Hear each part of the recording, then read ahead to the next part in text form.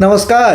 कहानी कलश में आपका हार्दिक अभिनंदन है और आज मैं 9वीं कक्षा के लिए रैदास के पद लेकर उपस्थित हुआ हूं। इसमें दोनों पदों को रखा है, प्रभु जी तुम चंदन हम पानी और ऐसी लाल तुझ बिन कौन करे, व्याख्या और कॉम्पिटेंसी बेस्ड प्रश्न। तो आइए सबसे पहले पाठ करते हैं। रैदास के पद, कवि संत रैदास। इसके बाद आइए जीवन परिचय करते हैं कवि का। हिंदी भक्तिकालीन काव्यधारा की निर्गुण भक्ति शाखा के सुविख्यात संत कवि रैदास का जन्म 1388 ईस्वी में बनारस में हुआ। कबीर की भांति रैदास भी मूर्ति पूजा, तीर्थ यात्रा जैसे कर्मकांडों में विश्वास नहीं करते थे। वे हृदय की सच्ची अनुभूति और आपसी सद्भाव को ही सच्चा धर्म मानते थे। उन्होंने अपनी रचनाओं में सरल व्यावहारिक ब्रज भाषा का प्रयोग किया है।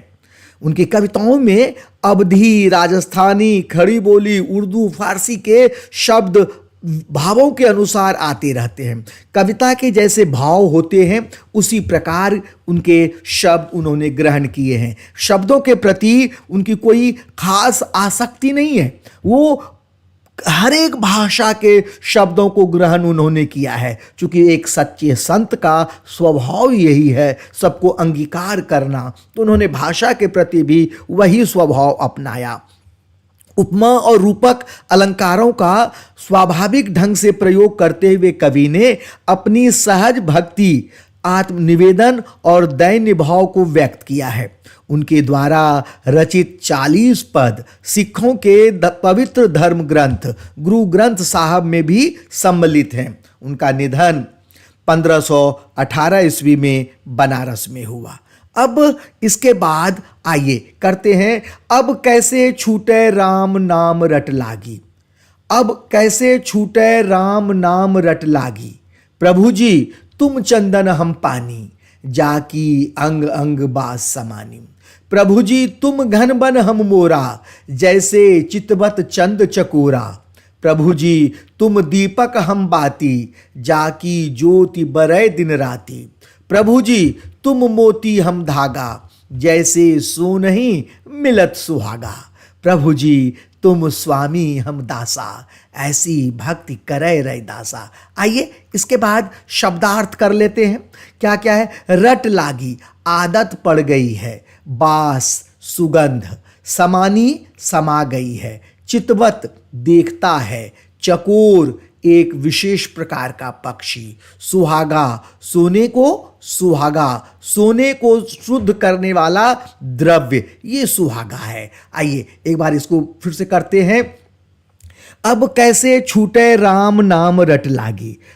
कवि रैदास जी ईश्वर से कहते हैं कि हे प्रभु तुम्हारे नाम की रट लग गई है, भला वह अब कैसे छूट सकती है। प्रभु जी तुम चंदन हम पानी, और अपने आप को प्राकृतिक विभिन्न उपादानों से की समानता दर्शाते हुए प्रभु को हर हाल में श्रेष्ठ बताते हुए कवि कहता है कि प्रभु जी तुम चंदन हम पानी, जाकी अंग अंग बास समानी। हे प्रभु तुम चंदन के समान पवित्र और सुगंधित हो और हम पानी की तरह हैं। जिस प्रकार पानी में चंदन की खुशबू समा जाती है, उसी प्रकार आप भी हमारे अंग अंग में, हमारे रोम रोम में, हमारी एक धड़कन में, हर एक धड़कन में आप समाये हुए हो। प्रभु जी तुम घन बन हम मोरा, जैसे चितवत चंद चकोरा। हे प्रभु आप आकाश में छाए काले बादल के समान हैं और मैं जंगल में नाचने वाला मोर हूँ।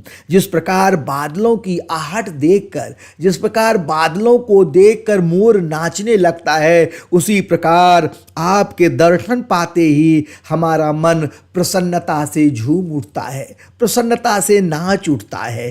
प्रभु जी तुम दीपक हम बाती, जाकी ज्योति बरै दिन राती। हे प्रभु आप दीपक के समान हैं और हम उस दीपक की बाती की तरह हैं जो दिन रात जलकर प्रकाशित करता रहता है, प्रकाश फैलाता रहता है। उसी प्रकार हर पल हर क्षण आपके स्मरण हम करते रहते हैं, दिन रात प्रभु की भक्ति करते रहते हैं। हे प्रभु, तुम मोती हम धागा, जैसे सुनहि मिलत सुहागा। हे प्रभु, आप मोती हैं, पवित्र, उज्जवल, सुंदर, बहुमूल्य मोती हैं, और हम वो पिरोए हुए धागे के समान हैं। जिस प्रकार मोती में धागा पिरोकर उसके मूल्य को बढ़ा देते हैं, उसी प्रकार आपकी भक्ति करते हुए हमारा भी मन सुचित्र पवित्र हो जाता है, जैसे सोने मिलत सुहागा। हे प्रभु, जिस प्रकार सोने में सुहागा मिलकर सोने की चमक बढ़ जाती है, उसी प्रकार आपकी भक्ति से, आपके मिलन से सोने में सुहागा हो जाता है, निखार आ जाता है, भक्ति बढ़ जाती है। प्रभु जी तुम स्वामी हम दासा, ऐसी भक्ति करे रे दासा। हे प्रभु, आप स्वामी हैं और हम दास हैं। इसी प्रकार की भक्ति रैदास करता है। आगे देखते हैं इसके बाद। अब कैसे छूटे से पढ़ लेते हैं, देख लेते हैं कि प्रस्तुत पद में संत कवि रैदास ने विभिन्न उदाहरणों द्वारा अपने आराध्य से स्वयं के अटूट संबंध को व्यक्त किया है। उन्होंने स्पष्ट किया है कि उन्हें राम नाम की रट लग गई है, जो छूटे नहीं छूट सकती। परमात्मा और स्वयं के बीच इस अटूट संबंध को कवि ने चंदन पानी, बादल मोर, चांद चकोर, दीपक बाती, मोती धागा, सोना सुहागा तथा स्वामी दास के माध्यम से अभिव्यक्त किया है। कवि ने परमात्मा के साथ अपना दास्य भाव प्रकट करते हुए अपनी भक्ति की गहराई और प्रभु के प्रति अपनी भावनाओं को सहज और प्रभावशाली रूप से व्यक्त किया है। आइए अब देखते हैं कि इसमें कौन कौन से मुख्य मुख्य बातें हैं। कर यह पद रैदास का ईश्वर के प्रति संपूर्ण समर्पण और भक्ति भाव को व्यक्त करने किया है। उपमा अलंकार का स्वाभाविक ढंग से प्रयोग किया गया है। सभी प्रसिद्ध प्राकृतिक उपादानों और उपमेयों के साथ ईश्वर और भक्त की तुलना की गई है। स्वामी और सेवक का संबंध दिखाकर दास्य भाव की भक्ति को उजागर किया है। आगे देखते हैं काव्य सौंदर्य क्या क्या है। काव्य सौंदर्य में संत कवि रैदास ने प्रसिद्ध प्राकृतिक उपमानों के द्वारा ईश्वर और भक्त के अन्योन्याश्रित संबंध को व्यक्त किया है। कवि ने भावों के अनुरूप ब्रज, अवधि, खड़ी बोली के शब्दों का यथास्थान प्रयोग किया है। चंदन पानी, घन मोरा, दीपक बाती, चंद चकोरा उपमान अत्यंत सटीक हैं। कविता तुकांत होने के कारण अद्भुत नाद सौंदर्य उत्पन्न करती है। आगे देखते हैं अगला पद है, दूसरा पद है पाठ्यक्रम का कि ऐसी लाल तुझ बिन कौन करे। हे प्रभु, तुम्हारी तरह ऐसी लाल कौन कर सकता है, कृपा कौन कर सकता है। ऐसी लाल तुझ बिन कौन करे, गरीब निवाज गुसैया मेरा, माथे छत्र धरे। जाकी छूत जगत को लागे, तापर तू ही डरे। नीच ऊंच करे मेरा गोविंद, काहू ते न डरे। नामदेव कबीरु त्रिलोचनु, सधना सैन उतरे। कही रविदास सुनहरे संतो, हरि जियते सभय सरे। क्या कह रहा है कवि? सबसे पहले शब्दार्थ करते हैं। लाल यानी स्वामी, कौनू यानी कौन, गरीब निवाज गरीबों पर दया करने वाला, गुसैया स्वामी, छत्र धरे मुकुट धारण करता है, छोटी छुआछूत, तू ही डरे, तू ही द्रवित होते हो, कृपा करते हो। नीच हूँ, नीच को भी सभय सरय, सब कुछ संभव हो सकता है। आइए इसमें क्या कहा है कवि? ऐसी लाल तुझ बिन कौन करे। हे प्रभु, तुम्हारी तरह ऐसी कृपा कौन कर सकता है। हे प्रभु, तुम्हारी तरह दया कौन कर सकता है। गरीब निवाज गुसैया मेरा, माथे छत्र धरे। गरीब निवाज गुसैया जो है, मेरा जो भगवान है, कृपालु है, उसने माथे पर छत्र धारण कर रखा है। जाकी छोटी जगत को लागे, तापर तू ही डरे। हे स्वामी, जिसके छूने मात्र से संसार वाले अपने आप को अपवित्र मानने लगते थे, तू ही उस पर कृपा करता है, तू उस पर भी कृपा करता है स्वामी। नीच हूं ऊंच करे मेरा गोविंद, काहू ते न डरे। नीच जाति वाले को भी, नीचे पदवी वाले को भी ऊंचा स्थान मेरा गोविंद देता है, मेरा ईश्वर देता है। वह किसी से नहीं डरता है, वह निर्भीक है, वह साहसी है, वह किसी से नहीं डरता। अमीर और गरीब में भेद नहीं करता है, सब पर समान दृष्टि रखता है। वह समदर्शी है मेरा प्रभु। नामदेव, कबीर, त्रिलोचन, सदना, सैनु सभी को उन्होंने मोक्ष प्रदान किया है, सबको तार दिया है। कही रविदास सुनो रे संतो, हरि जीवते सब है सर। रविदास जी कहते हैं, हे संतो सुनो, हरि की कृपा से, ईश्वर की कृपा से सब कुछ संभव है, कुछ भी असंभव नहीं है। यानी उनकी कृपा से निम्न कोटि के भक्त का भी जीवन संवर जाता है। कुछ भी हरि की कृपा ही अपरंपार है। आगे देखते हैं क्या है। प्रस्तुत पद में कवि ने परमात्मा की अपार कृपा का वर्णन किया है। ईश्वर की उदारता, दया, कृपा और उनकी समान दृष्टि का चित्रण करते हुए संत रैदास ने स्पष्ट किया है कि इस प्रकार की कृपा तुम्हारे सिवा और कौन कर सकता है। जिसे संसार अछूत मानता है, तुम उसी पर कृपा कर उसे उच्च बना देते हो। कवि रैदास ने नामदेव, कबीर, त्रिलोचन, सदना तथा सैनु के उदाहरणों द्वारा प्रभु के समदर्शी स्वभाव का अनूठा चित्रण करते हुए स्पष्ट किया है कि हे प्रभु, उदारता और उनकी दया दृष्टि ने इन्हें महान बना दिया है। अर्थात ईश्वर की कृपा से सब कुछ संभव है, कुछ भी असंभव नहीं है। कवि ने भक्त वत्सल, पतित पावन और उनके समदर्शी रूप का वर्णन किया है। आगे देखते हैं काव्य सौंदर्य में क्या क्या है। इस पद में कवि ने प्रभु के भक्त वत्सल, पतित पावन और उनके समदर्शी रूप को अतिशय भावात्मकता के साथ उजागर किया है। व्रज, अवधी और राजस्थानी मिश्रित भाषाओं का माधुर्य एवं लयात्मकता तथा संत कवियों का नामोल्लेख इस पद की विशेषता है। सदना सैन सम सरे मेरा माए में अनुप्रास अलंकार है।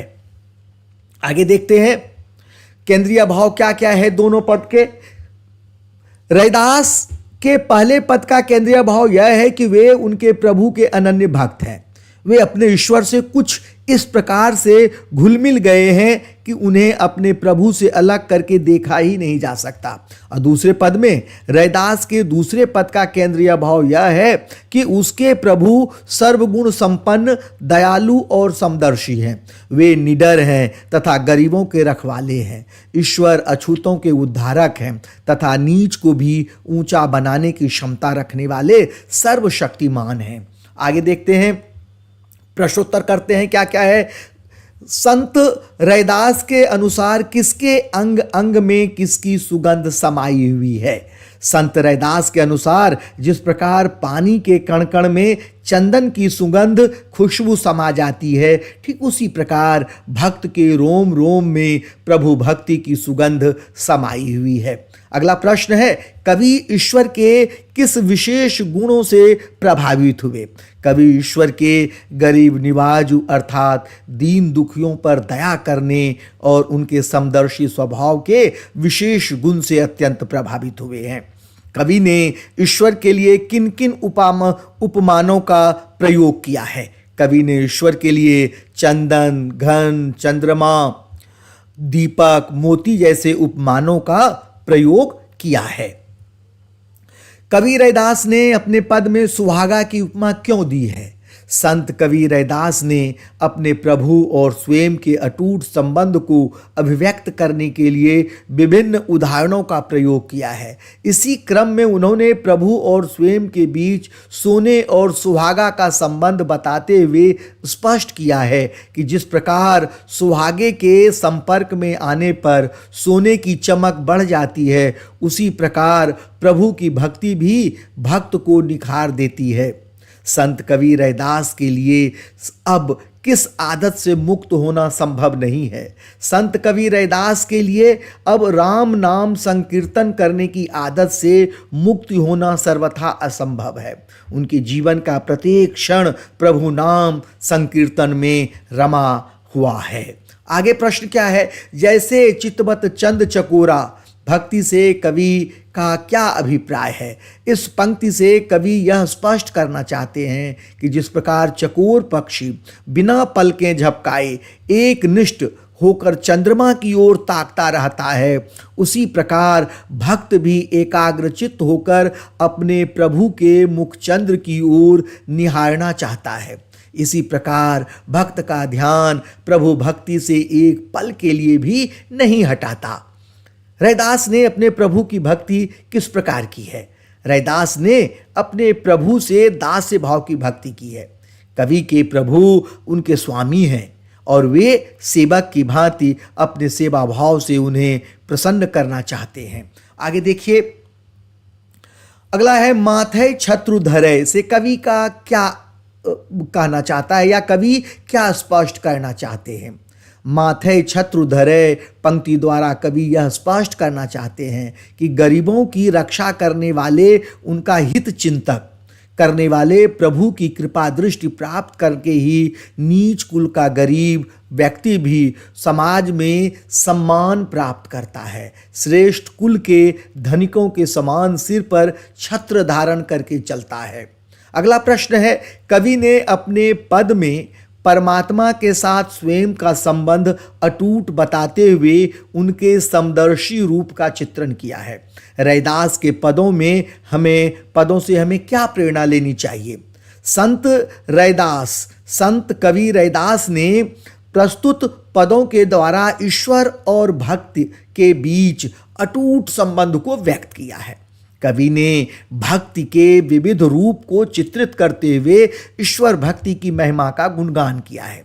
रैदास जी कहते हैं कि ईश्वर और भक्त का संबंध अन्योनाश्रित है। प्रभु के समदर्शी स्वभाव का उल्लेख करते हुए कवि ने कई प्रभु भक्तों का उदाहरण दिया है जिनका उद्धार प्रभु ने किया है। कवि कहते हैं कि मेरे प्रभु गरीबों का उद्धार करने वाले हैं। इस प्रकार संत कवि रैदास जी ने हमें समस्त संसार का उद्धार करने वाले प्रभु की भक्ति करने के प्रेरणा दी है। आगे, ईश्वर और भक्त के अटूट संबंध को व्यक्त करने के लिए प्रभु जी तुम चंदन हम पानी पंक्ति की सार्थकता पर अपने विचार व्यक्त कीजिए। ये सारे जो हैं कॉम्पिटेंसी प्रश्न हैं बच्चे।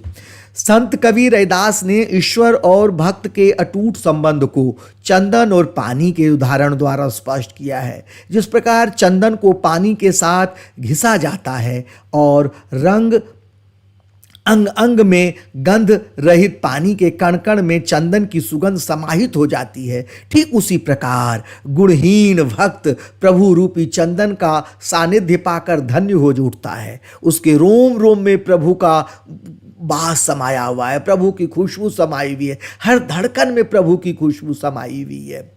पानी अपना अस्तित्व खोकर चंदनमय हो जाता है। इसी प्रकार भक्त भी अपने पूरे अस्तित्व को खोकर प्रभु में लीन हो जाते हैं, प्रभुमय होकर भक्ति भाव में लीन रहता है। अगला प्रश्न है, दीपक और बाती के माध्यम से कवि ने ईश्वर और भक्त के संबंध को किस प्रकार स्पष्ट किया है। दीपक और बाती का बड़ा गहरा संबंध है। कवि ने ईश्वर और भक्त के संबंध को दीपक और बाती के माध्यम से व्यक्त करते हुए स्पष्ट किया है कि प्रभु तो दीपक के समान है तथा भक्त कवि उस बाती के समान है जो प्रभु रूपी दीपक में समाहित होकर ईश्वर की भक्ति रूपी महिमा का अलौकिक प्रकाश संसार में बिखेरता रहता है। इस प्रकार ईश्वर और भक्त का संबंध कभी न अलग होने वाले दीपक और बाती के समान होता है। यह पाठ कैसा लगा, यह वीडियो कैसा लगा, लाइक और सब्सक्राइब जरूर कीजिएगा, अपने दोस्तों तक भी इसे पहुंचाइएगा। और मैं आपसे यही कहूंगा कि अगर आपने शुरू से अंत तक आपने इस वीडियो को देखा है तो यकीन कीजिए कि आपसे प्रश्न जो भी पूछे जाएंगे उन सभी प्रश्नों का उत्तर देने में आप एबल होंगे, योग्य बनेंगे। बहुत बहुत धन्यवाद।